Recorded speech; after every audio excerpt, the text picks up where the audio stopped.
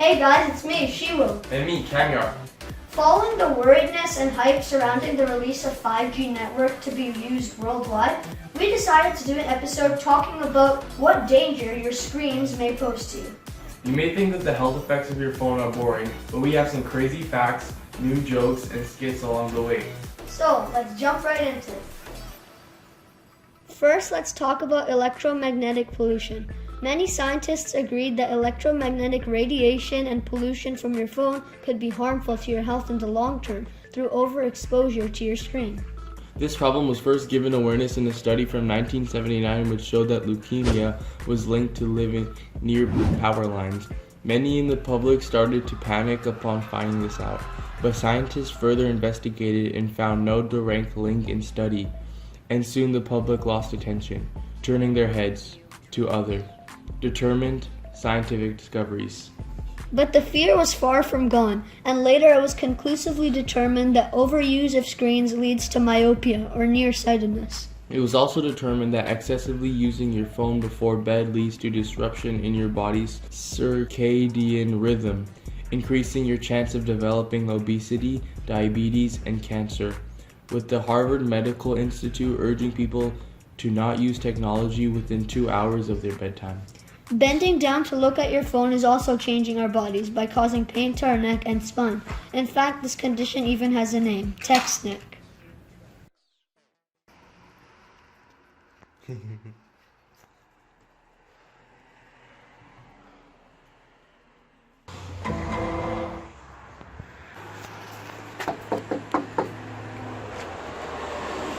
move the counter. 4.4, 7.7, 2.5.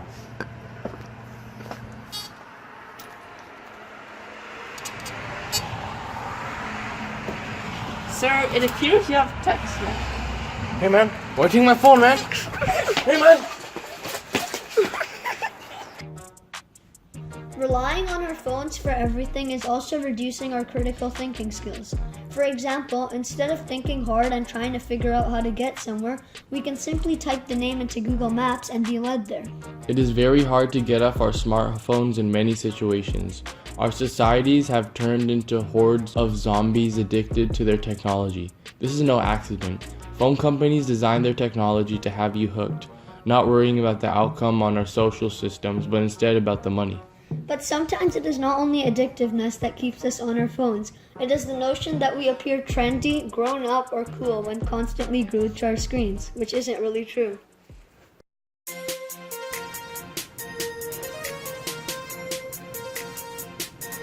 I'm cool. I'm totally not a cell phone addict.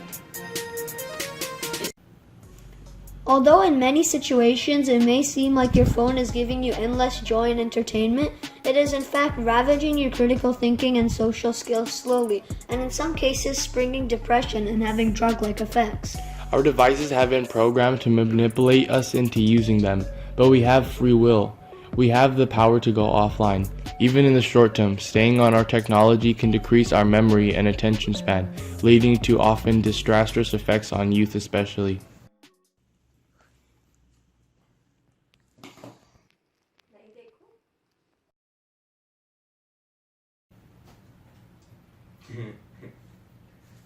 Okay class, we're gonna have a test, so I want all of you to put your phones away.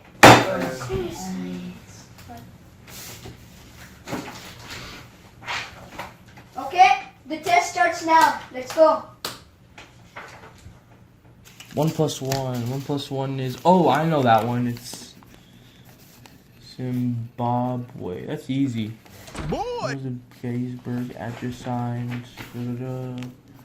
66 times 181 equals 0 plus A, B, C, D.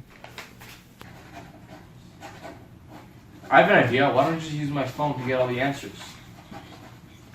Kamya, no phones during the test. You know that. I said before, now you have to deal with the consequences. Hand it over. Oh, come on, man. One more just to do it.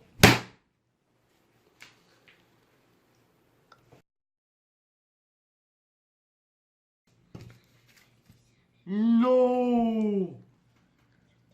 Oh, I have my spare one. Come on. Oh, yes. Some students never learn. Social media apps like Facebook also give the youth wrong impressions about the world and a sense of envy. By looking at other people's lives, you start to think that everybody has fun except for you, and that the world is wired in a way that you are meant to be having more fun than you currently are. This affects most social media users, as most social media users don't understand that Facebook or Instagram aren't reflections of real life. It may seem crazy, but notification sounds on your phone are designed to be rewarding and designed to have you keep checking and checking again. When you hear these sounds or get a positive comment or like, it triggers a dopamine response which feels instantly rewarding, which we associate to fun. In the same way a cat may associate the sound of a box of treats rattling with joy. Australian biomechanics researchers have found that many teenagers using their phones excessively are starting to grow small horn-like appendages on their backs of their heads. Bone spurs are caused by the forward tilt of the head when looking at a screen, eventually leading to bone growing trying to support the head. Even though the studies were done by scientists in an established and public scientific study from a university, the claims are found controversial by many other scientists. Many members of the academic community believe that although the horn-like growths were in fact real, there was no conclusive evidence to prove that they were directly linked to phone use. Many think the tables of results provided by the researchers are inaccurate, and that the study was jumping to assumptions too quickly, despite many evident flaws. So do you have to be worried about growing horns in the back of your head? No, not at all. Although it is an interesting debate in science to follow, and there will likely be more studies on it coming soon.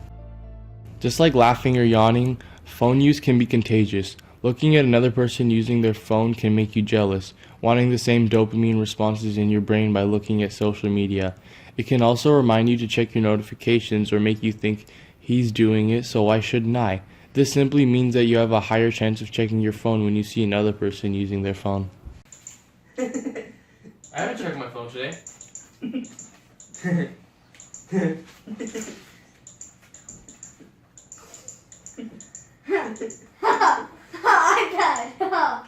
Boy, if you don't get your crusty, dusty, musty iPad 2001 iPad out of here. Bro, Is that an iPad? Have you never heard of it? It's better than a phone.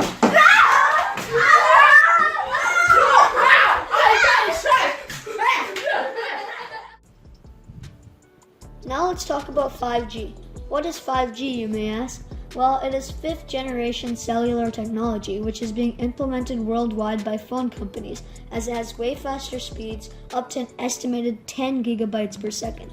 In other words, it is a game changer for smartphone and wireless transfer technology. But although it sounds so great, many people are worried about the dangers that it will supposedly bring. But is this fear irrational and just like the fear surrounding any new game-changing technology when it is released, or are they really true? Many people think that 5G will give off harmful radiation and rays which will affect the way our brain works over time.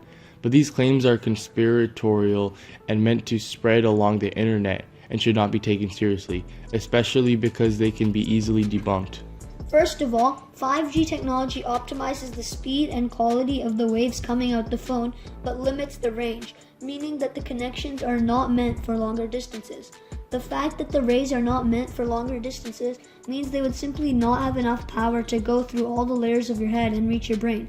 And even in the odd case they did, they would already be too weak to have any effect. Although there have been many scientific documents published with claim that 5G waves could be carcinogenic, there have been many papers published in the past that have shown completely normal things that we are exposed to every day that could be carcinogenic, like drinking a cup of coffee or the heat from your microwave. The truth is, 5G is nothing to be afraid of. The claims against it are flimsy and fall down easily and are very unstable and undocumented. There will be nothing to fear. Or will there?